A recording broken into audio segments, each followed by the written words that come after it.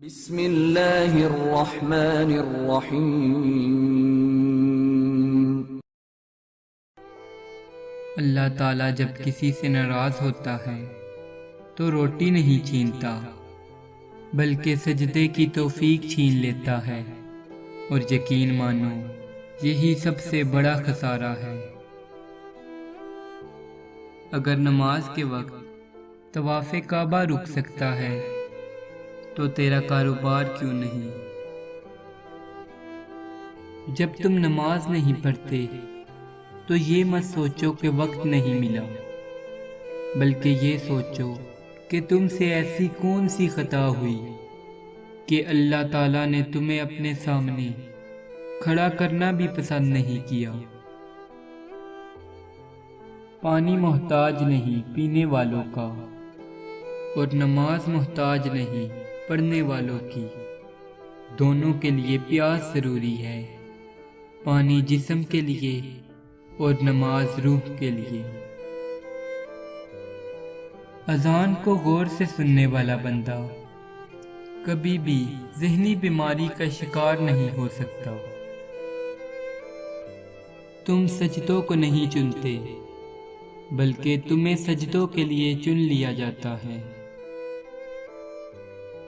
باوضو ہو کر انسان سو جائے تو ساری نیند عبادت ہے، اور اگر باوضو مر جائے تو جاگنے تک ساری موت عبادت ہے۔ نماز واحد رستہ ہے جو آپ کے چہرے پر نور لاتا ہے۔ لوگ جنازہ پڑھنے دوسرے ملکوں سے بھی آ جاتے ہیں، لیکن نماز پڑھنے گھر کے سامنے والی مسجد میں بھی نہیں جاتے۔ جس نے نماز کو تھام لیا اس نے کامیابی کو تھام لیا۔ دن کی پہلی فتح فجر کی نماز پڑھنا ہے۔ اگر نماز پڑھنے کے پیسے ملتے تو آج ہر بندہ نمازی ہوتا۔ اے ایمان والو، نماز قائم کرو۔ کل اگر فرصت نہ ملی تو کیا کرو گے؟ اتنی مہلت نہ ملی تو کیا کرو گے؟ روز کہتے ہیں کل پڑھیں گے نماز، کل اگر آنکھ نہ کھلی تو کیا کرو گے؟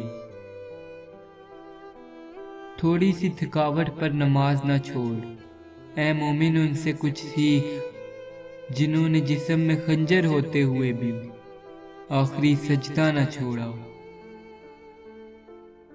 رسول اللہ صلی اللہ علیہ وآلہ وسلم کا فرمان ہے، ہمارے اور کافروں کے درمیان فرق نماز ہے، جس نے نماز چھوڑی اس نے کفر کیا۔ یا اللہ ہمیں ایسا نمازی بنا دے کہ پھر نماز پڑھے بغیر گزارا نہ ہو۔ آمین۔